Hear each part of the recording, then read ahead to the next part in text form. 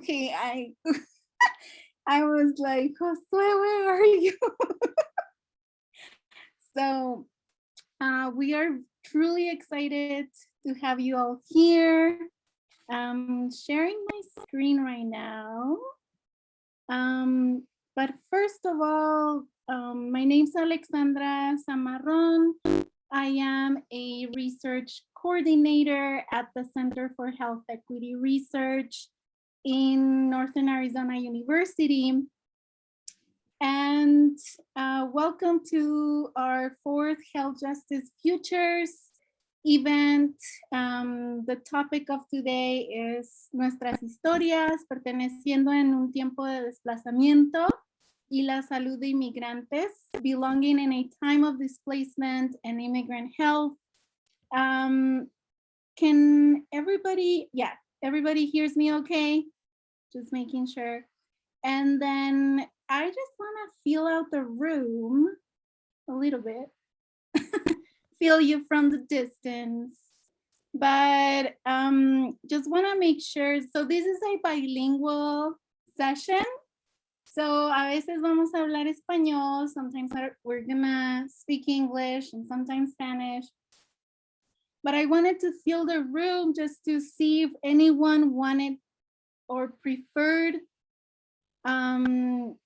us talking in Spanish only. Si hay alguna persona que nada más prefiere que hablemos español, si nos pueden decir.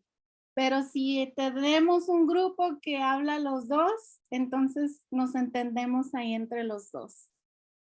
So you could unmute yourself, or we're good with just kind of having a bilingual Spanglish style session. Yeah. Okay. Yeah, I see a lot of thumbs up. Okay. If something is not understood, just let me know. And then I'll say it again. Okay.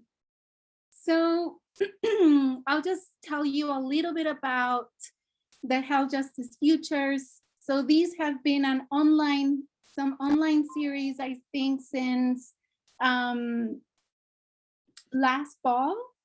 And basically the Health Justice Futures are part of a campaign called Fairness First, which is sponsored by the Southwest Health Equity Research Collaborative at NAU. And the Fairness First campaign is a communications campaign where we're really trying to bridge and connect research with communities. Sometimes we know that, especially health equity researchers, they kind of talk about health equity in their own circles, but maybe we need to talk more to communities and how communities understand health equity and also thrive and find their own solutions to live the most healthful life that they can live. And so this campaign is trying to create a bridge in communication. And we can talk more if you have more questions later. But following, we have some agreements, some acuerdos to have the best time we can have together. I know this is a virtual session and a lot of us are kind of tired of Zoom. So to make this the best time possible for us, if you could keep your camera on. I know sometimes there's a lot going on. There's children, dogs, cats, just doing their thing in the background. But it's always helpful to see your beautiful faces. And if you're like, I'm sorry, I can't show my face to the world right now, that's totally okay. But if possible, turn on your camera. If you can stay muted during the talk or unless you're participating, please feel free to unmute yourself. The other one is please stay engaged in the conversation, be present. Again, we are limited with Zoom, but let's try to make our time together the best possible time. So please stay present. Okay, so these are our agreements. Anything else you would like to add or change of this list? You feel good about it? Oh, I see some faces. I kind of like we're a small group because it's more intimate.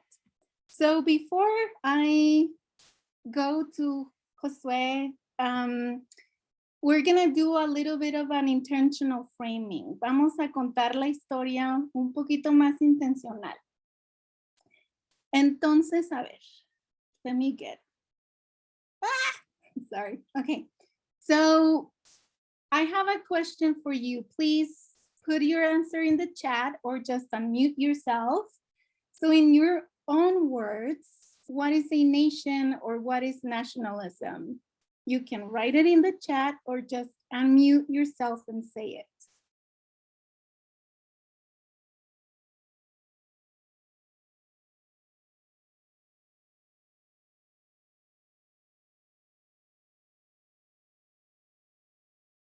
I'll give you some time to think. It's kind of a big one.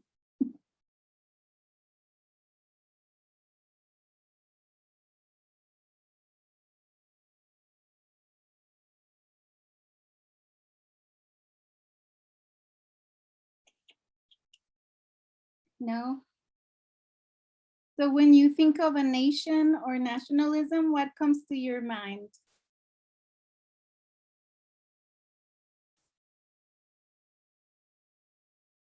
Oh, I see some people have been saying stuff.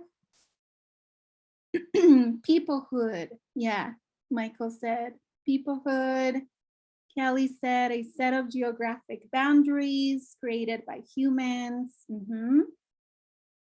Anything else? A self-determining group within a geographic boundary. Culture, a sense of community. Okay. Place-based community. Okay, yeah.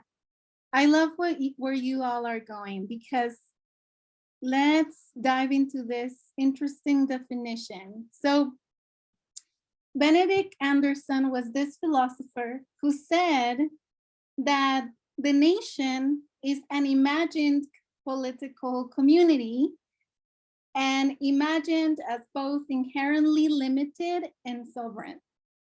Pero ¿qué quiere decir esto?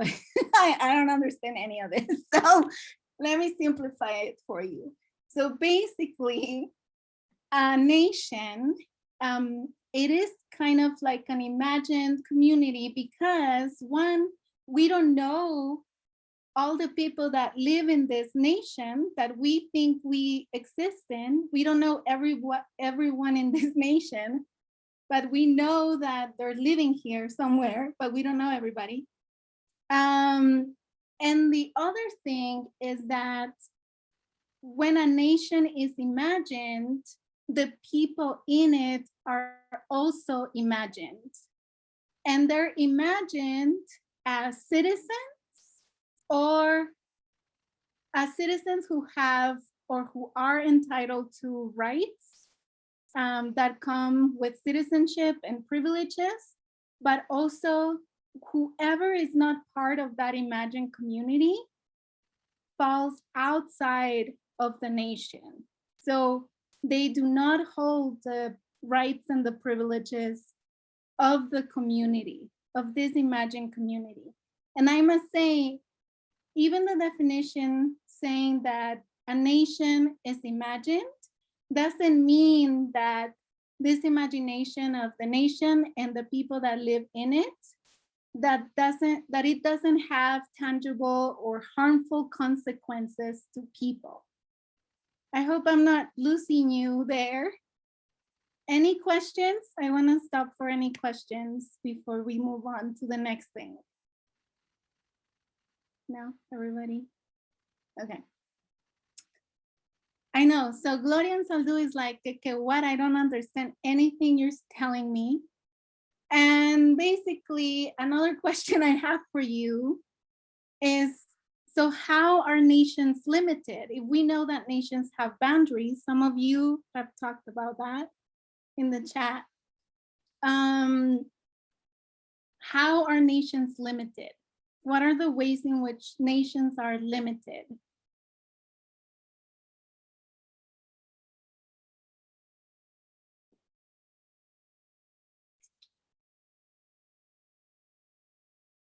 Okay, someone said something. Borders. Mira nada más. National ideologies and standards. Yes, resources. Oh, I like that. Yep. Exclusion.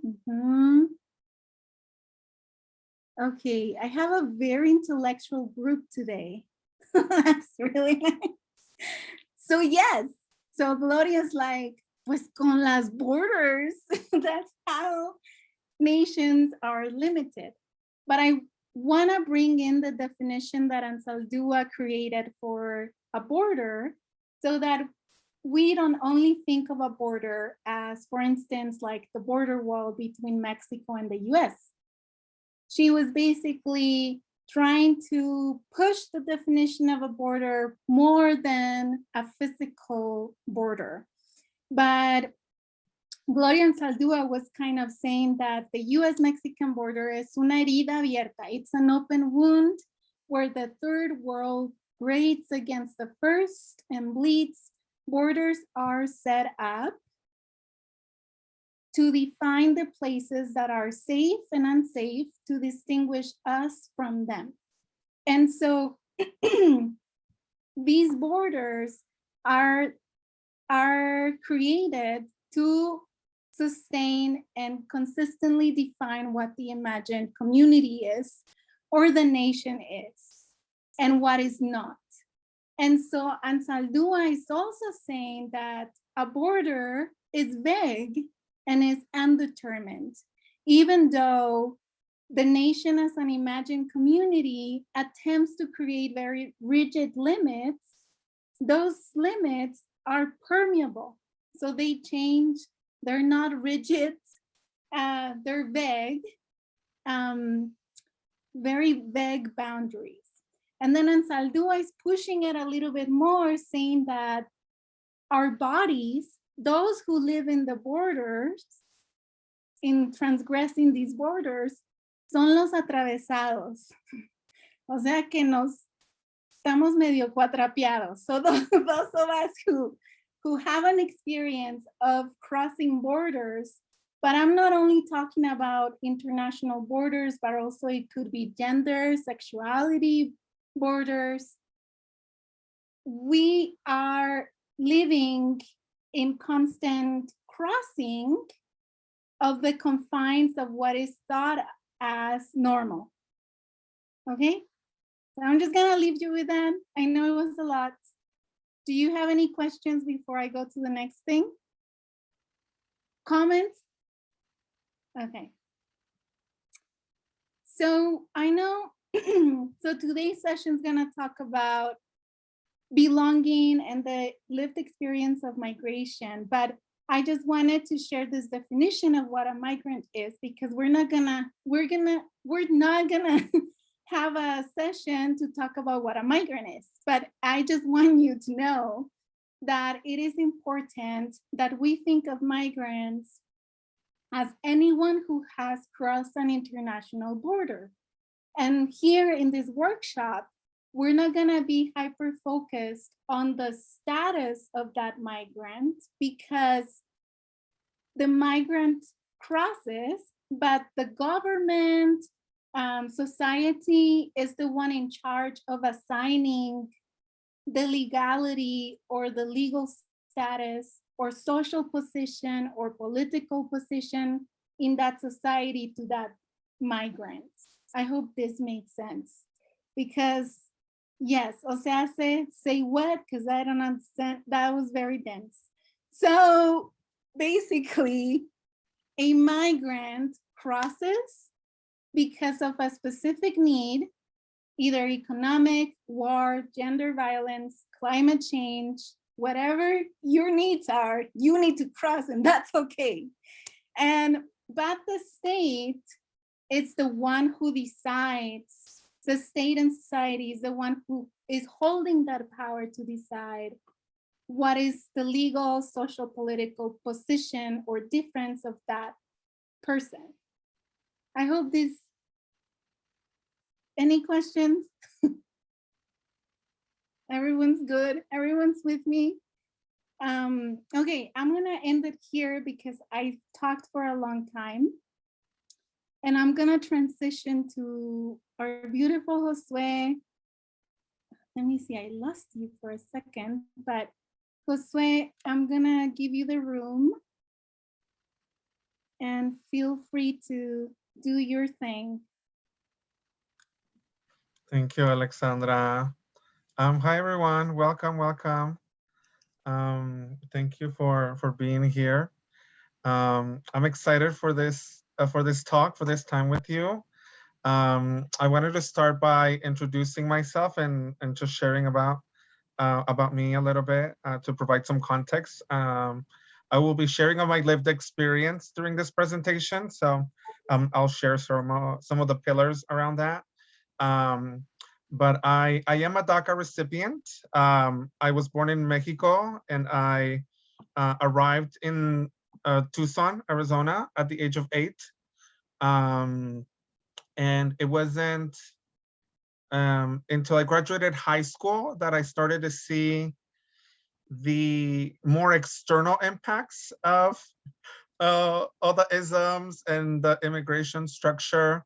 Of course, before high school graduation, I felt it. You know, as an 8-year-old, I had close proximity to many of my cousins and nieces within walking distance of where I lived. And once I came to a whole different city, a new country where it was a whole different language as well. I was like, I'm definitely not in my hometown anymore.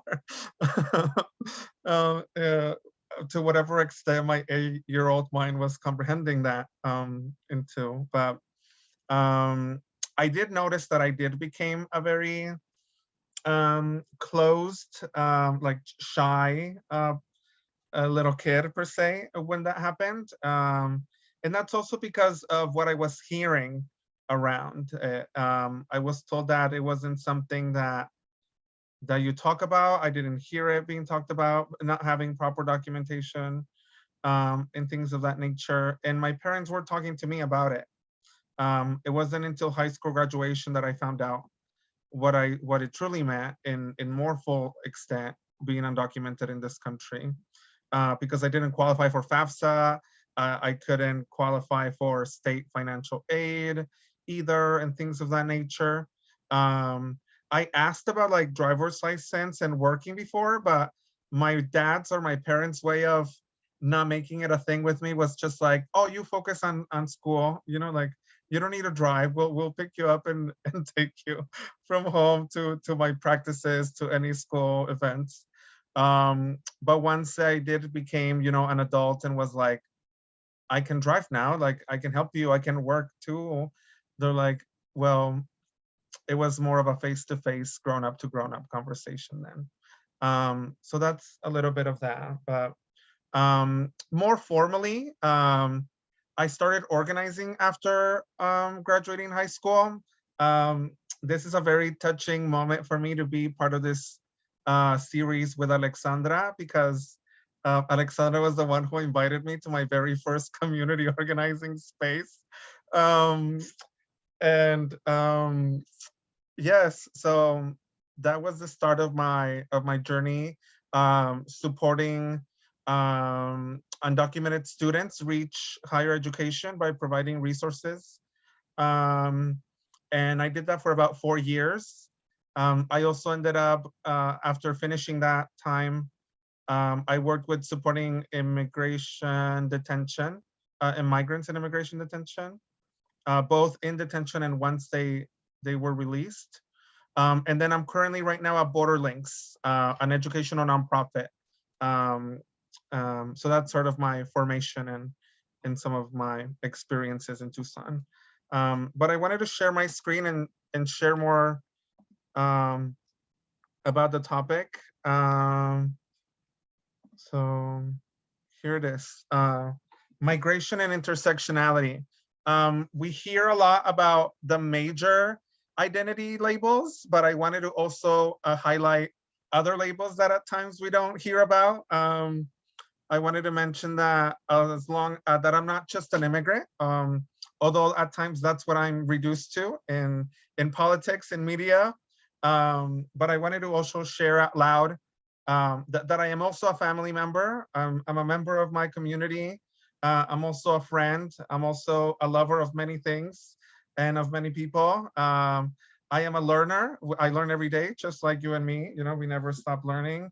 And I'm ultimately, innately, even if I don't want to be, you know, or even if people don't want me to be, I'm a human at the end of the day also, you know. A lot of what I talk about or what I center around this topic of belonging is about the process of dehumanization. And so I want to highlight that the humanity that we all have in that process. And I wanted to share in the topic of belonging and in the topic of immigration, those intersections, this quote from Audre Lorde. It really marked a before and after for me. The quote of, there's no thing as a single issue struggle because we do not live single issue lives. No hay una lucha de un solo tema porque no vivimos vidas de un solo tema. At times I did feel that because of the lack of accessibility, the lack of opportunities, that I was just somebody that was an immigrant, that was just a student, that I just needed to get good grades and work when I needed to work, you know, like being very limited. I felt that I couldn't raise my voice because of the fear. And of course, at the bottom, I also share some of my other identities. I'm a first generation college student. I identify as non-binary. I use he and they pronouns. I'm proficient in Spanish as well. And one thing that I don't share a lot or often is the fact that I am also identify as spiritual. I can't deny the fact that I was raised in a very religious household. And so I carry that with me wherever I go as well. But due to my LGBTQ identity, that was another intersection and crossroads that I was left with, where I was questioning who I was. Do I belong in the church? Do I belong not in the church? You know, and that was an internal struggle of mine. So yes. The other one that I want to talk about is the language and narrative around immigration that exists, that impacts all of us. There was this dreamer narrative that was created based on the DREAM Act that was first introduced in 2001. It was a proposal that has never been law. The last time it was proposed, it was 5 votes shy, 5 votes short of becoming a law. So we've waited 20 years since this particular policy for a pathway to citizenship. And politicians continue to play political football with us, with our identities, with our lives. And this has also impacted our families, not just the youth that arrived when they were children. One of the most quotes, the verbiage that has made the most hurt, I dare to say, to our own people. And I also said this word many times probably, where I said, through no fault of my own, you know, through no fault of our own did we get here. And by saying that, I was essentially blaming my parents. Like I'm saying it was their fault for me to be here. And that was one of the downfalls or things that we quite weren't aware of the language, of the power of language that it had when building campaigns, when it came to undocumented youth. But if we go further, and this is what I talk about, is that our parents could have used, can use the same language as well. And through no fault of their own, did they also came here. Many did not want to come here. Many were forced, many were seeking refuge, safety, work opportunities, et cetera, et cetera. And many generations back, this quote could stay true. Through no fault of our own did many of our generations before us are here either. And when it comes to the bad and good narrative, the DREAM Act also created this perfect example of what a dreamer, of what a young undocumented person should be, which was, like potentially STEM careers, a lot of well-rounded students, the futures of tomorrow, right? And so one of the things that prevent us from getting naturalization or a pathway to citizenship, if we were to get that opportunity, is a criminal record. Like if we have one felony, we don't qualify. And I think if I'm not mistaken, if we have more than 3 misdemeanors, we don't qualify for any relief from immigration either, depending on the category of where those are. And so a lawyer is needed to verify any of this if there are legal aspects in your criminal record. But as we have seen throughout time, the criminalization of the migrant keeps happening. The mere act of just living, breathing in the United States and being caught crossing the border, like in the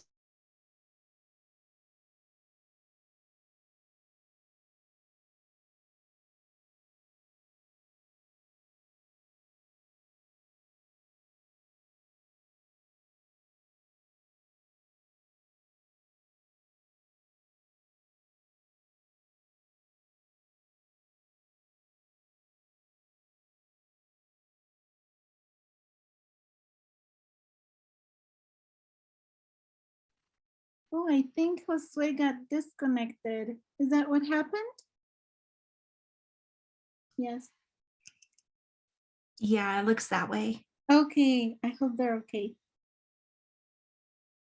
I can, hold on one second. How's everybody doing? I hope, any questions or any thoughts as of now?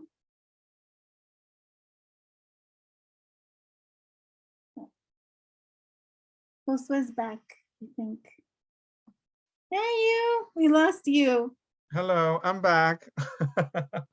Okay, I'll give you the mic, Josue. Oh, I can't screen share anymore. Oh, okay, gotcha. 1 second.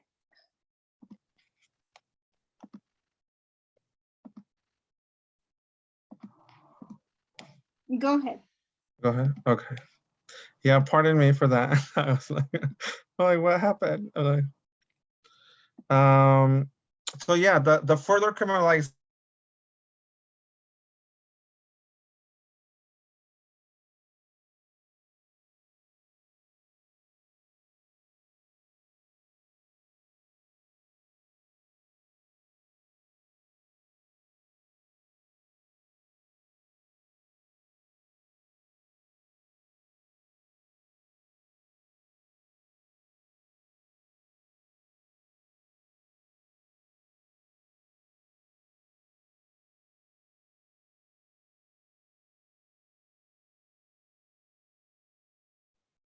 Oh no, I see that he froze.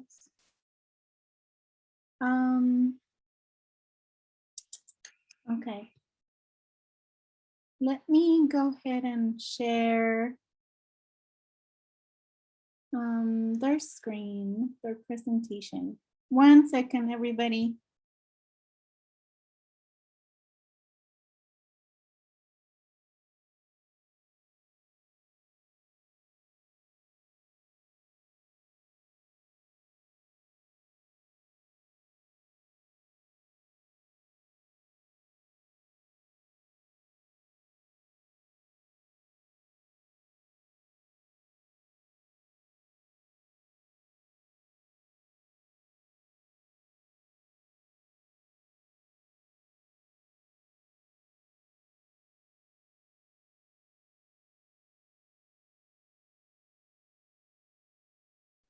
Okay, everyone, I'm communicating with Josue. Maybe we can have a 5-minute break and then figure out all the tech stuff, and then we can reconvene in 5 minutes.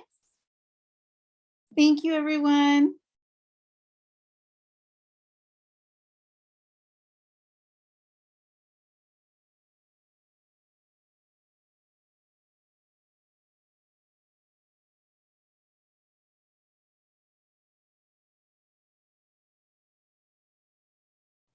Yeah, okay.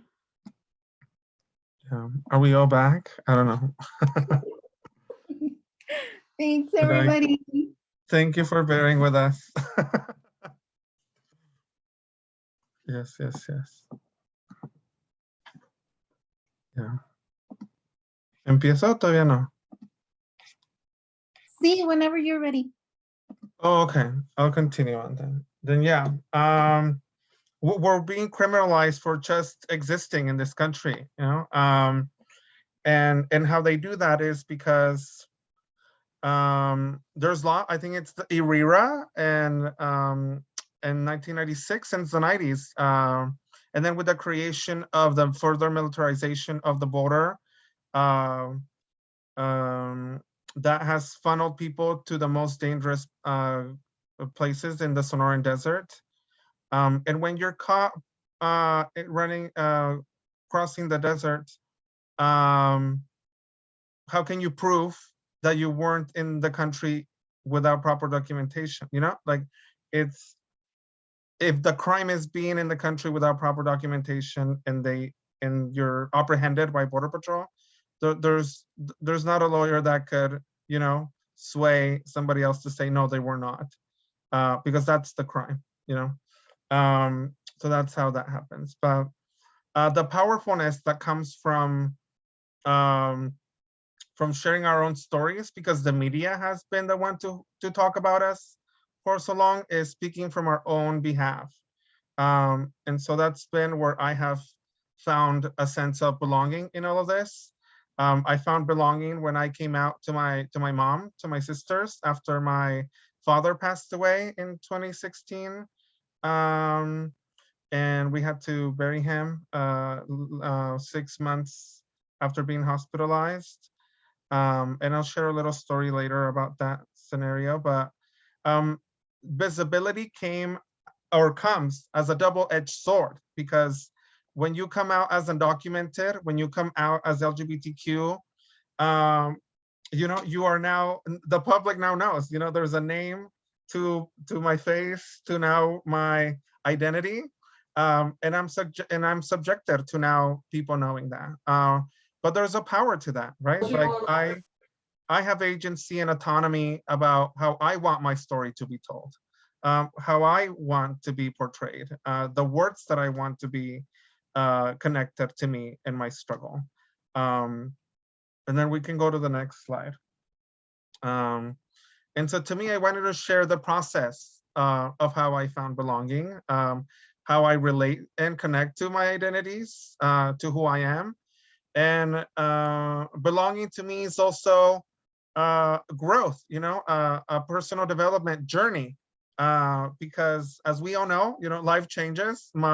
The struggles that I faced of language barrier when I was a young child, and I ended up communicating with my monolingual English speaking neighbor, and me being monolingual Spanish, I was just like, you, me, ball, play, you know, like that's how I experience playtime in the world of displacement, and me being in another country, in another city.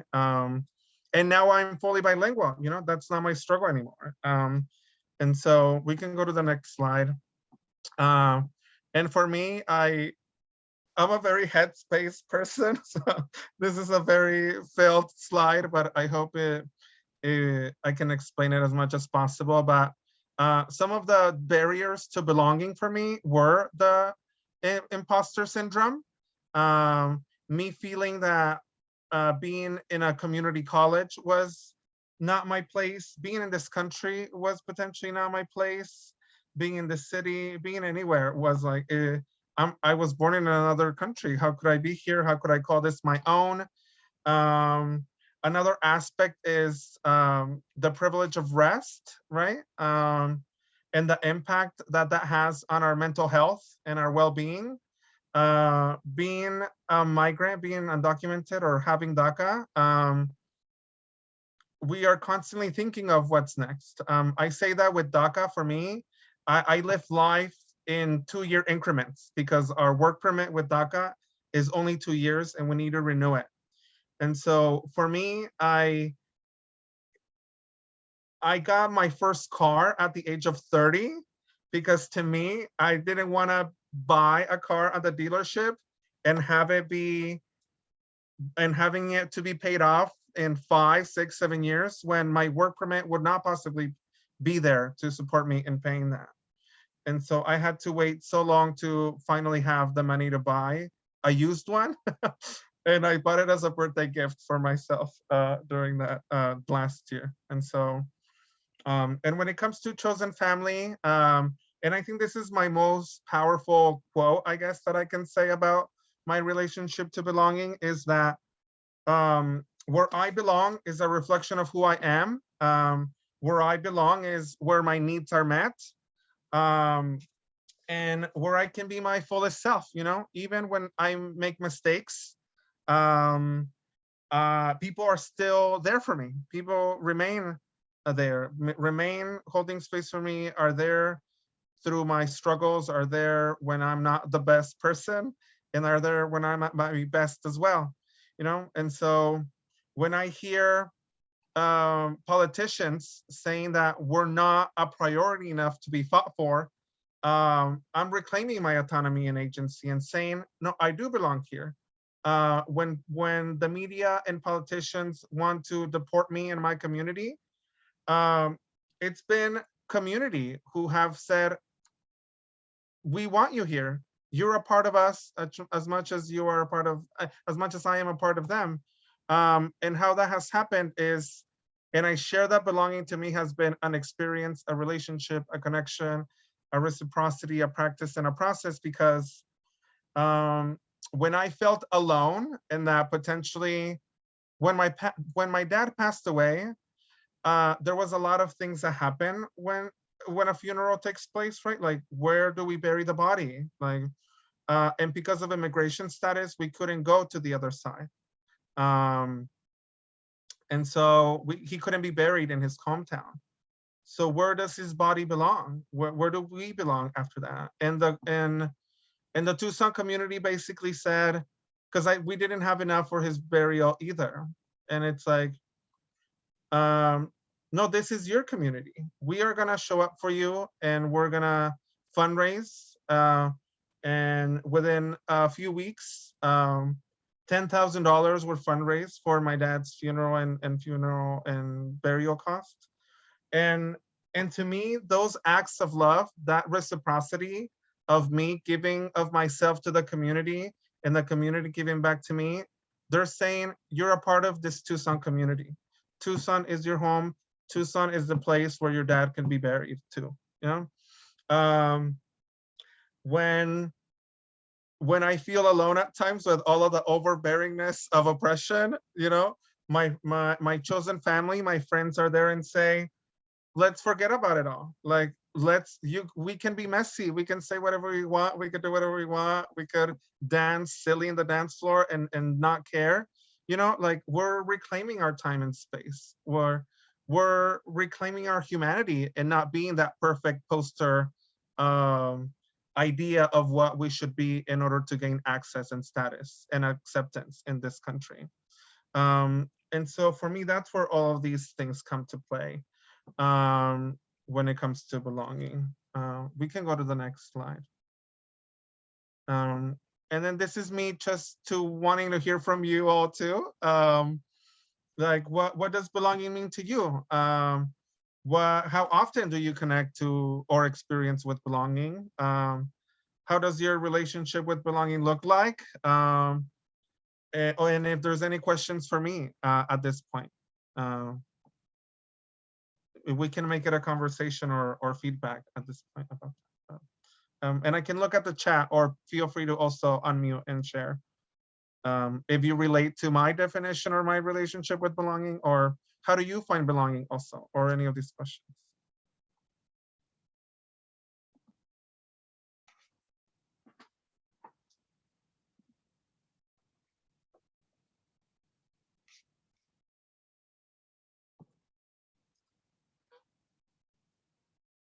Any comments or questions?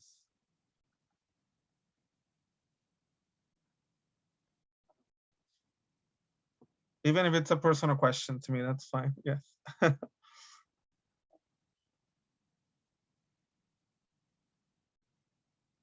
For sure. Yes. Chosen family, definitely.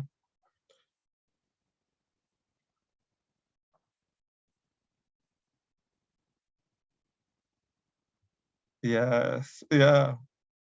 Yeah. Feeling confident that the people around me are there to support me without judgment. Yes, absolutely. For sure. If you struggle to find results, have more sense.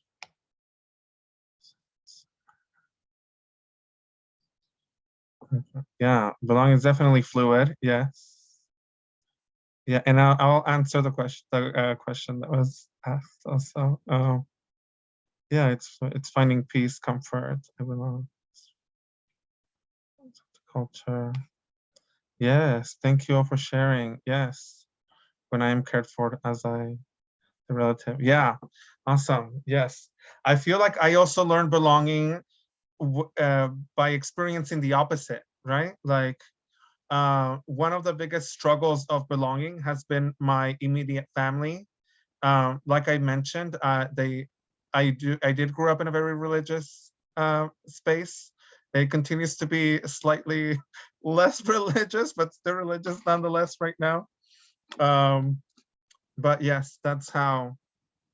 Um, but do I belong in my family was a big crossroads to that, right? Like my family, but I realized that it took me so many years to come to terms with who I was in terms of gender identity and gender expression, that I needed to also provide that time and space for my mom and my sisters to come to terms with that, to also know. I didn't know what non-binary was, you know, I didn't know what gender expression or any of the all of the acronyms, all of the letters of the LGBTQ, and I'm learning more things, right, about it. And they don't know, they're starting from step zero. But because I do feel, like I mentioned, where I belong is a reflection of who I am.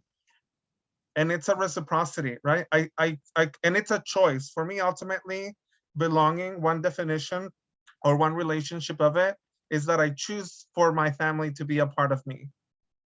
Because this country has also been very individualistic. And at any point, I could have drawn the line and say, you are not a part of me. I choose to be a family of one without my immediate family and keep my chosen family. But I have chosen for them to continue to be a part of me.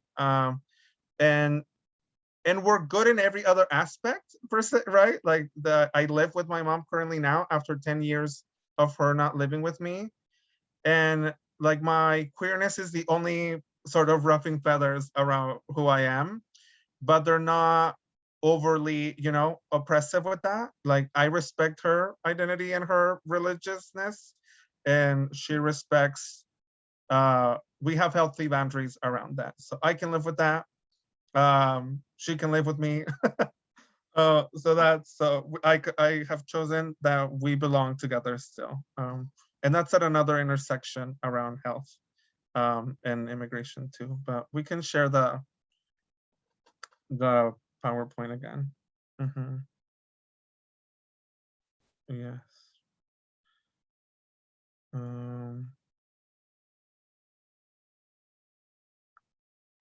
I wanted to make this as interactive as possible, and it mentions that my process of creative writing, and so I wanted to also provide a few minutes, maybe about 5 or so, about it.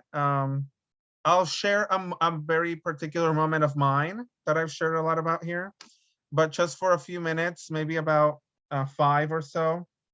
Um, if people just want to take the time to think of find a place, find a moment in your life that is memorable, meaningful, impactful, or life-changing. We can go to the next slide, and I'll just share the process of how I got to this poem or this work. And these are just some of the questions that went into the process. And this is, I also believe in sharing, accessibility, sharing power, sharing information, right? Like what building solidarity, building community is that, you know, we don't keep things to ourselves, you know, it's communal, it's collective. And so I do want to give a shout out to the people who have also helped me create roots as an artist, as a writer, as a poet, because I was very resistant to being called like, oh, you're an artist, oh, you're a poet, you're this and that. And I'm like, but what have I really, you know, I don't have anything published per se, you know, anything like that. But they were like, no, like, it doesn't have to be validated by, you know, these formal structures. It just is. And I really want to just say names because I feel like, you know, giving credit where credit is due. But one of the work that I shared, that I will share after this slide, it was from an opportunity that Sara Gonzalez gave me, and it was a collective effort. My piece was part of it was a collective performance piece where what we each created was part of one, became one. And we were just sharing a little bit of that together at an event. But I also owe it to Adela Licona, who has also even shared books and things of that nature. And I was able to just vent and share physically, I mean, verbally about my struggles around that. Sofia Gomez is also somebody that I will share some work around later after this piece. And the work that I did with her was part of a research project around the intersection of immigrants, DACA recipients, and health. And it was like about a month after my dad's passing. So that provided a very intentional space of grieving. I felt that I haven't had that level intensity of grieving since then because of life, because I needed to work. I needed to provide for 2 households because my dad was the provider of my family. And once he passed away, I became the financial provider to me here, of being alone, and my family living in New Mexico. And they actually left because of SB 1070. Both of my parents were undocumented, and they feared getting deported, stopped by the cops, and getting Border Patrol called day after day. And so they went to a more immigrant-friendly state, which is our neighbor, New Mexico. And then I can share the work that I did after that, after this slide. Oh, it's not showing up yet. Oh yes, I'll read it out loud. And it says, God has always been there for my mother. Dios siempre ha estado ahí para mi mamá. 1999, 8 years old, my mom and dad made the difficult decision to come to the United States with my sisters and I. We left todo lo que conocíamos, and we all faced the unknown. 2012, 21 years old, I stayed behind in Tucson while mi mamá and the rest of the family started to make a second home in Albuquerque. I started living alone por primera vez. 2016, 25 years old. My father, her husband, passed away. Ella y yo grieving, she and I apart. 2018, 27 years old. I came out to her and my hermanas. I sent them pictures with makeup and jewelry on my face. She and I with uncertainty. She and I con miedo y dolor. I'm 8 years away. I'm 8 hours away. My dad, her esposo, is not with us anymore. But my mother clings to God with every one of her fingers. I have grown, she has grown, we grow together. I remember her open, bright eyes y su sonrisa. I still hear her cooking, the smell of chilaquiles en la cocina. Marisela, my mother, mi mamá, second oldest, born in Mexico, raised by a single parent. Her mother, mi nana, she keeps trying to visit us, una y otra vez, keeps trying to renew her visa, keeps getting denied. My mother goes to church. She moves and her faith moves with her. Sunday after Sunday, dia tras dia, my mother clings to God with every one of her fingers. Um, thank you, thank you. And then I'll share some three more pieces. The three pieces are part of this Documented Voices in Healthcare project, research project that was part of Sofia Gomez's public health research. And this one, I think I titled the schedule of an immigrant life. From bus stop to bus stop, putting one foot after the other, there's no time to breathe. Either continue or leave, but you can't afford to leave. It is cheaper to live. What's next? There's a to-do list that never ends, going from place to place, no matter the pace, constantly on the go, yet advancing so slow. Again, this is part of that, I think, the privilege of rest aspect, that our mind is constantly on the go. We need to think of the next thing to do. How much money do we have? Is it enough to pay rent, to pay food, to pay the bus? If we're going to school for another class, to even go to school again or not, to buy our basic needs, or another pair of shoes because they broke, or something at the house or anything, and to me, I'll go a little sensitive information or potentially a trigger warning, but there was the case of Joaquin Luna Jr. back in 2011 was the first undocumented young arrival who committed suicide because of his immigration status. And I think, to me, when I share that either continue or leave, but you can't afford to leave, it is cheaper to live.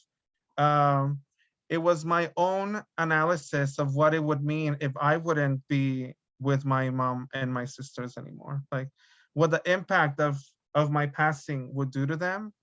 And that just like it took $10,000 just to bury my dad, it would be a lot more for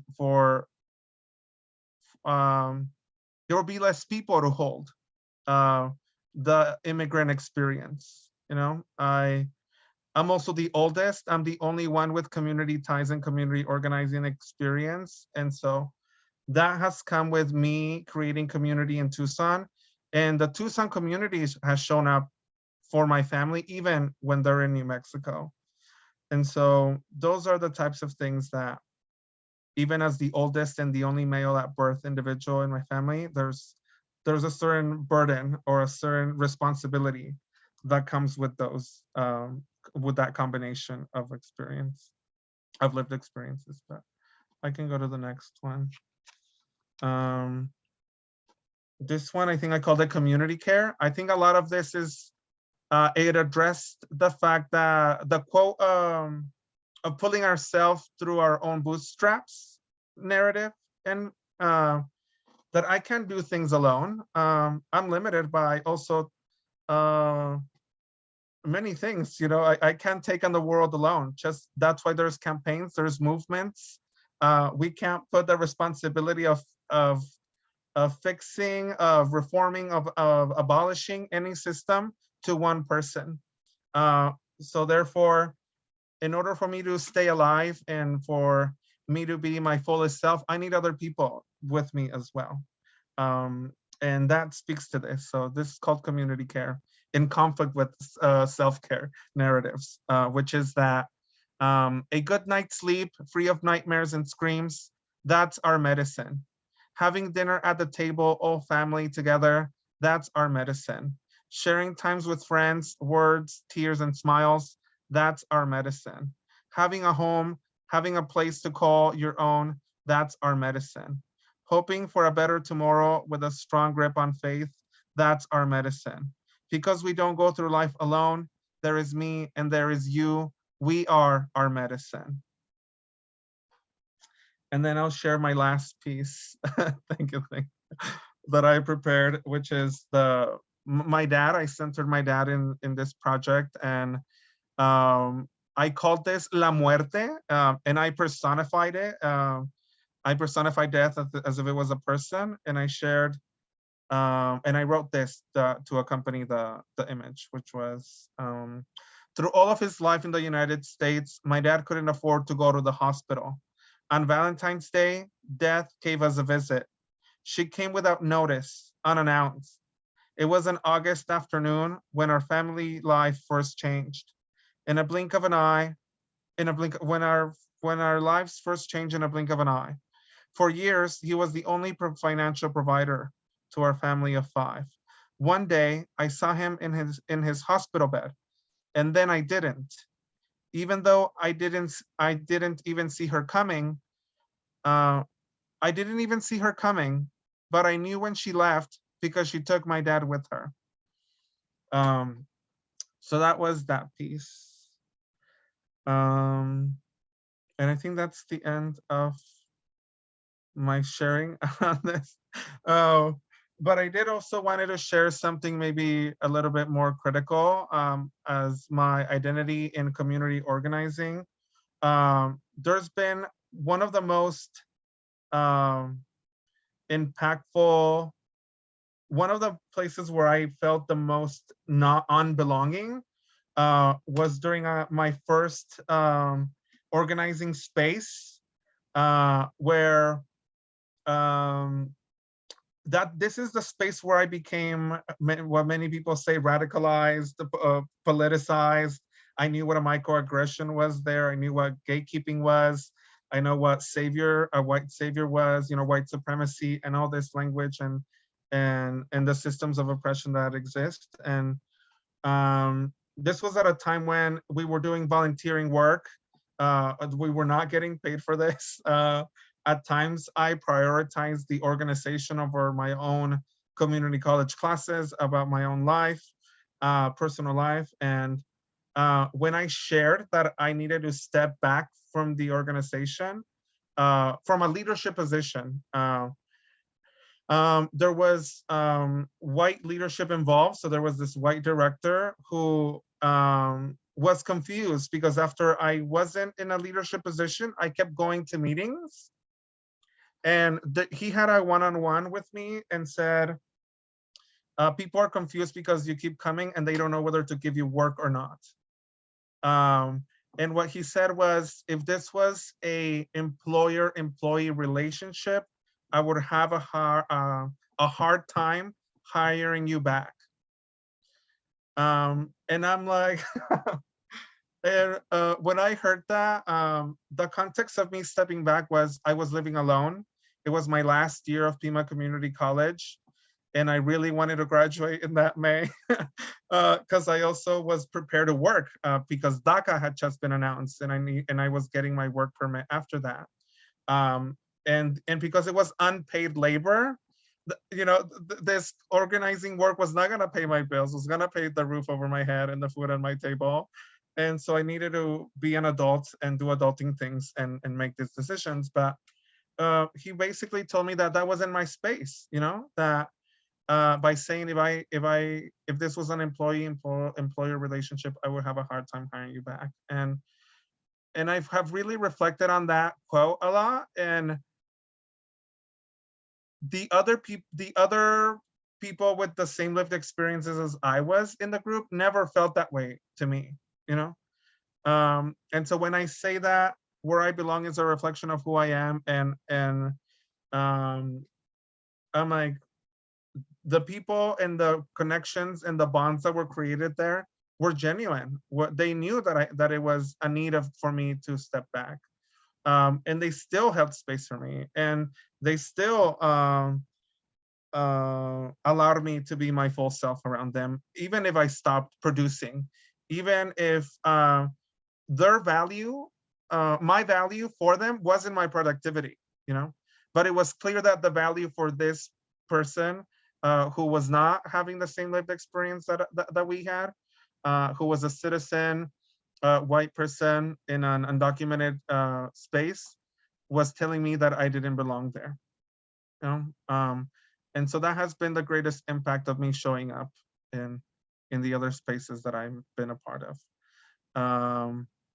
Because it caused the most harm, you know, because when you don't belong, when I mentioned I knew belonging by not feeling belonging is when I felt ostracized, right? When I felt othered, when I felt that I was sacrificing parts of myself, that's where I was like, I think I don't belong here, right? Like people are not wanting this to be a reciprocity, right? Like them holding space for me and me holding and I holding space for them also, or seeing myself fully. They saw me for part of who I was.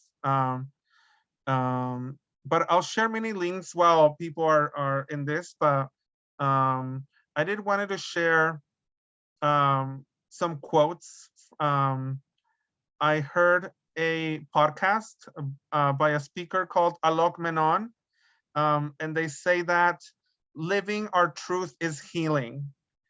And that for many years, this is about non-binary experience, that the society has naturalized our disappearance. And because we are taking public spaces again, that's why they're saying, that's why there's a problem with it now. You know, non-binary people existed many years ago from the beginning of time. But because our disappearance has been naturalized throughout the years, throughout the decades, and we're now taking it back, taking up the space again, taking up our visibility, reclaiming our experience, reclaiming our time, reclaiming our space. There's now further pushback again to put us back into this disappearing experience, into erasing who we are and who we are. So I'll share a link to that podcast if people are interested, but and many more other things. But yes.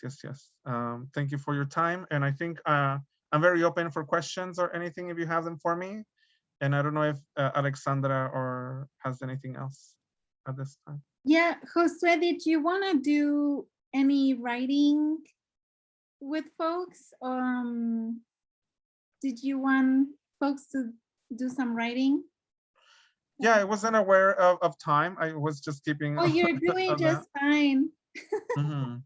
Yeah, But so yeah, if we could go back to that slide, if people want to share this space and provide intentional time to write from whatever experience it is, we can do that.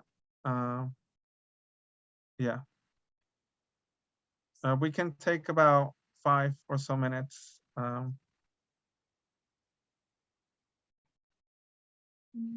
to practice the same methodology that I was shared around this. So just like I chose to speak of my mom, so it wasn't necessarily a moment, but it could be a person or an experience that was memorable, meaningful, or life-changing. We can go to the slide that has the questions also.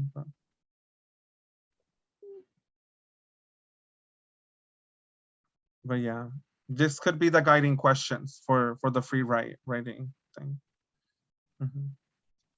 So Josue, so basically we're wanting folks, we'll dedicate maybe about 5 to 7 minutes for you to think of a moment in your life where it's impacting that sense of belonging, and then just free write. You can write a poem format, a short, a 1 paragraph thing. So this would be an opportunity for all of us to engage in writing together. And these are questions that Josue has put together, like Josue mentioned, to help us think of that. So maybe we can we can come back in 5-7 minutes or so. And then if anyone is open to it, you can share with everybody else. So, okay, does anyone have any questions? Everyone's still here? Sure. Thank you. Thank you all. Okay, let's set up a timer then. See you again in a little bit.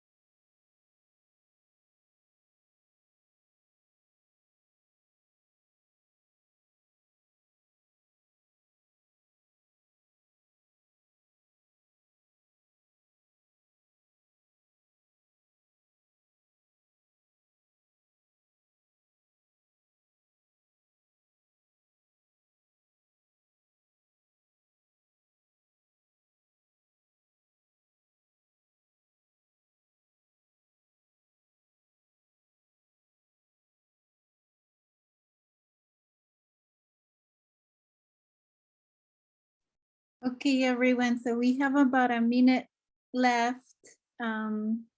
So get ready to start consolidating your thoughts, your sentences.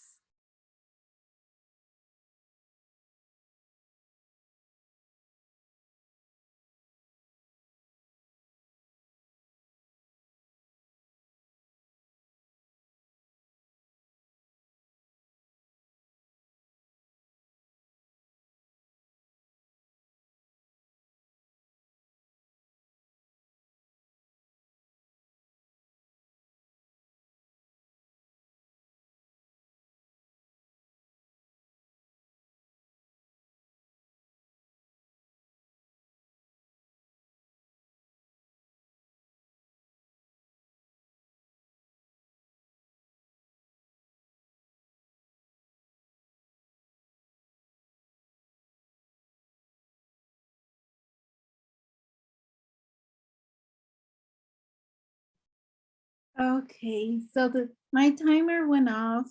I know that, yeah, 7 minutes went by so fast.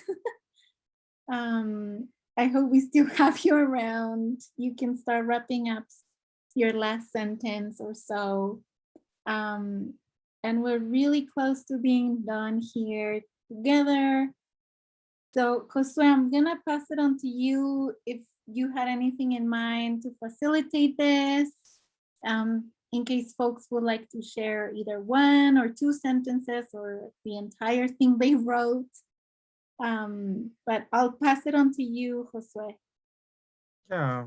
Is there anyone that would like to share, maybe not necessarily what they wrote, but what was it about, or who it was, what moment it was?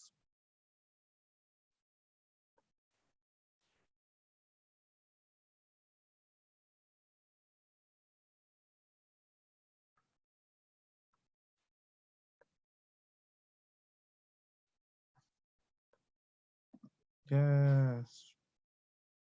A wedding day. Yes. Mm-hmm. Being bilingual, biracial, and bicultural. Absolutely. Yes, yes, yes. Um, I'll be sharing some links with you. I want this to be as informative and impactful to you as much as I can make it during our time together here. Um, but I also wanted to share maybe about more formal aspects of um, where barriers of belonging have happened. Um, the first one that I share is the Visa Bulletin. It's updated every month, and it's how our immigration system is structured as to who is let in. In the Visa Bulletin link, once you click it, you can see that there's the family preferences, like the family categories. And so people who do not have family that are US citizens cannot naturalize due to a sponsorship of a family member. But the only other option within those categories is marrying a US citizen in order to become a permanent resident and then a citizen after that.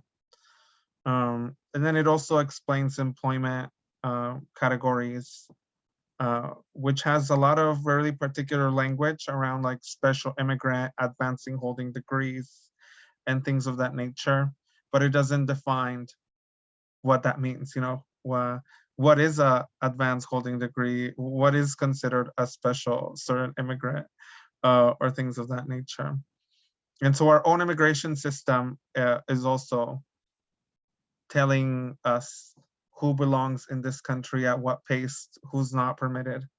Um, that asylum one, judges also have jurisdiction over their own court and decide based on their interpretation of law, who gets asylum, granted asylum or not.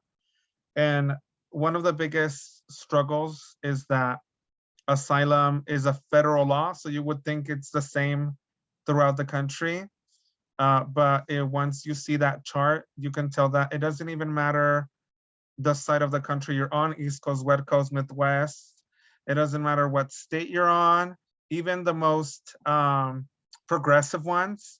It doesn't even matter the court, the immigration federal court that you're on. What matters is the immigration judge that was appointed your asylum case. And even within the same immigration court, there's a judge that potentially has a really low probability of accepting applications, and one that's astronomically different in the same court that has a higher probability of accepting an asylum case. And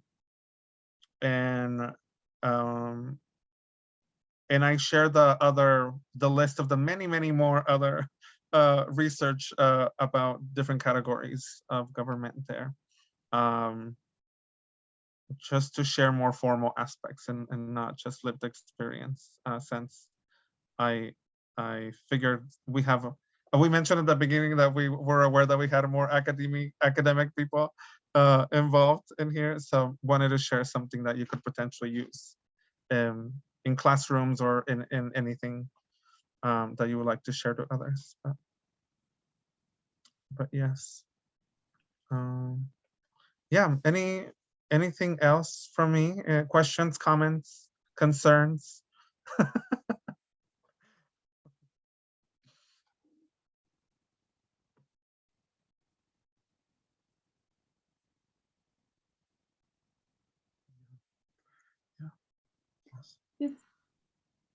Just thank you, Josue, for being so open and for reading to us. That was really awesome. I feel really grateful to have you in my life. Josue and I have known each other for the past, I don't know, 11, 12 years now. Since 2009. Yeah. Yeah, so it's been a while. But thank you so much. Anyone, any questions? I'm reading. Thank you for sharing your beautiful art. And you, I learned so much. Kelly said, Lisa, this was an incredible workshop. Thank you.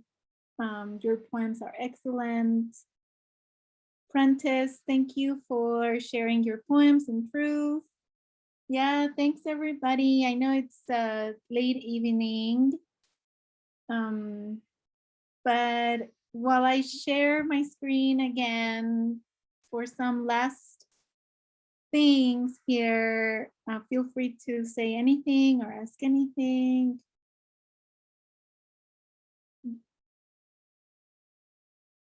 Okay. So if you would like to keep connecting with Josue, please reach out to them. You can see the info on the screen, and we'll send you an email with all this contact information as well. The other thing too is if you could please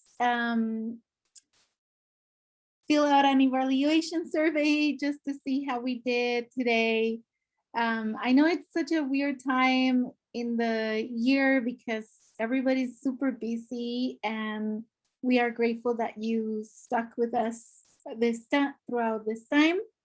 Yeah, and then here's how you connect with us. So if you have any questions for any of the organizers of this event and the Furnace First campaign, send us an email or get in touch via social media.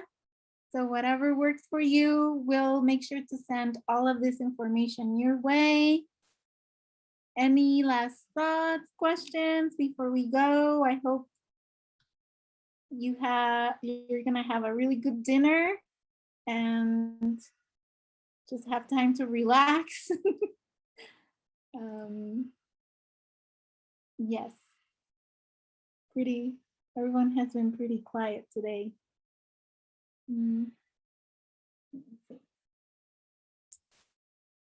Well, if everyone's good, take care. So Kelly said, take care. Bye. Alexandra, Yes? somebody asked if you could show the QR code again. Oh, yes. Yes. Yeah. So sorry. And thank you for coming, everyone. I wanted to personally say that. I think my email or my social media was there, and feel free to add me or send me a message or anything moving forward after this. Thank you for your time and space. Yes, yes, yes.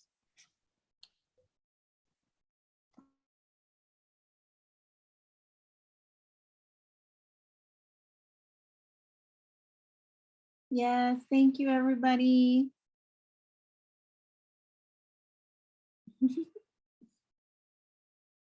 Josue, would you stick around for a little bit?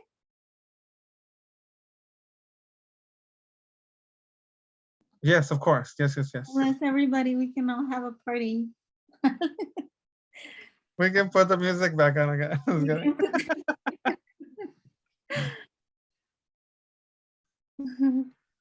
Thank you, everyone.